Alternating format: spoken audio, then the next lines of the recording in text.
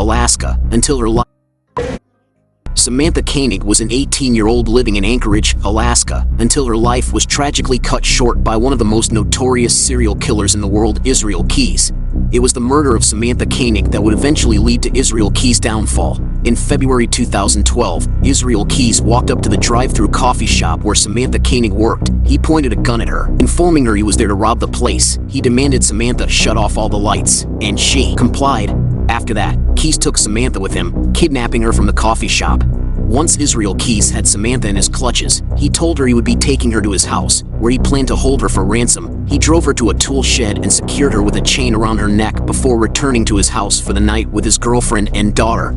Later, Israel assaulted Samantha in the tool shed before strangling her. He returned home, leaving her body in the shed. Only a few hours ago, Israel Keyes and his family boarded a 2-week Caribbean cruise vacation departing from New Orleans. Samantha Koenig was reported missing the following day, but no one could locate her despite CCTV footage of her abduction. After returning from his cruise in February, Israel Keyes decided to use Samantha for ransom. He stitched the eyes of the deceased teenager open to make it appear that she was still alive in a photograph.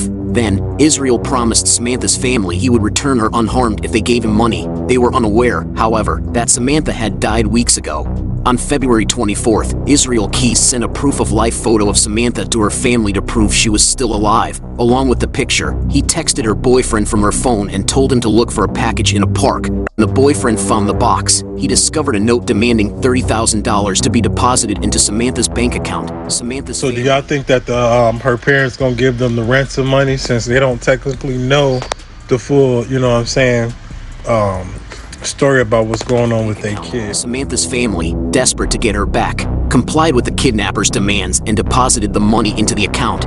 According to Alaska Public Radio, Israel, the kidnapper, dismembered Samantha and disposed of her body in a frozen lake. The FBI was able to trace her debit card, which pinged in Anchorage, Alaska, then Arizona and New Mexico, allowing them to deduce that the kidnapper was traveling along the East Coast highways of the United States. An ATM camera captured Israel Keyes' face and car, and the information was sent to law enforcement officers in the eastern United States. By the middle of March, a state trooper spotted Israel Keyes' vehicle. He pulled Israel over and searched the car, where he found Samantha's ATM card and her cell phone.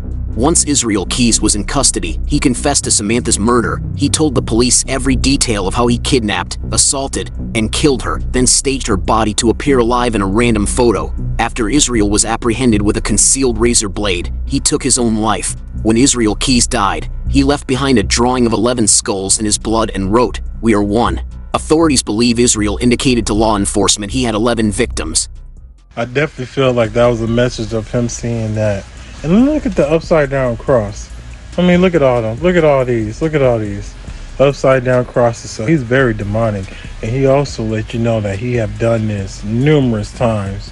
This just happened to be the one case that got, you know what I'm saying, him caught up. Thank God it did. My condolences and prayer go out to these victims, because we will never know unless some crazy 10, 20, 30 years from now it come out. You know, that's when they can, you know, find out what happened to those folks. But man, you'll never, you know what I'm saying, negotiate or send money to terrorists, and that's exactly what he was, a terrorist. Bro, back up!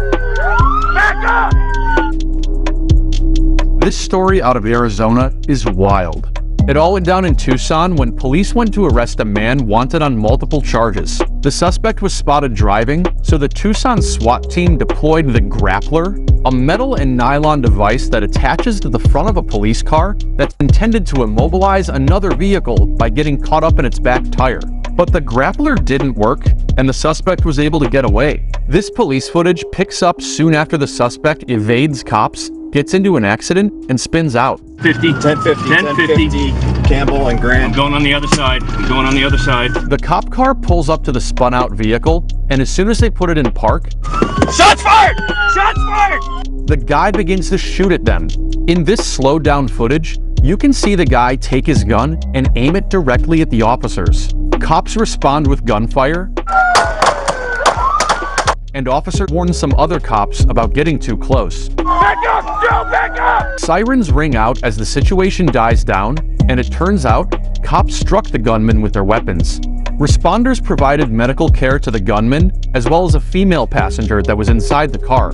This all went down back in March, but this body cam footage was just released. It turns out the suspect was wanted for several different offenses: 2 counts of aggravated assault, discharging a firearm within city limits, having a gun as a prohibited possessor, and even a felony arrest warrant for violating his probation. It's not clear how this man got his hands on a firearm, which he wasn't allowed to carry. In the United States, there are more guns than people, which makes them easy to obtain.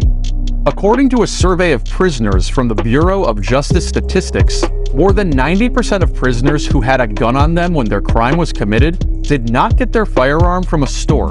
Instead, most guns were stolen, bought off the street, or found at a crime scene. While this 28-year-old suspect was wanted on gun-related charges, he ended up dying from his injuries. His female passenger was taken to the hospital with non-life-threatening injuries, and as it turns out, she was also wanted on charges of aggravated assault. Police are still investigating everything that went down. Shout out to my man Greg over at Crime Line. But y'all see that? I never knew they got some new device to help capture criminals. Instead of, you know what I'm saying, throwing the little spike strips out, now they got that I got you bitch type mechanism thing going on. But unfortunately, it didn't work in this person's situation. But they got the criminal. And then the passenger, I was like, damn, what if they got an innocent person on the passenger seat? Well, come to find out, she's a criminal too.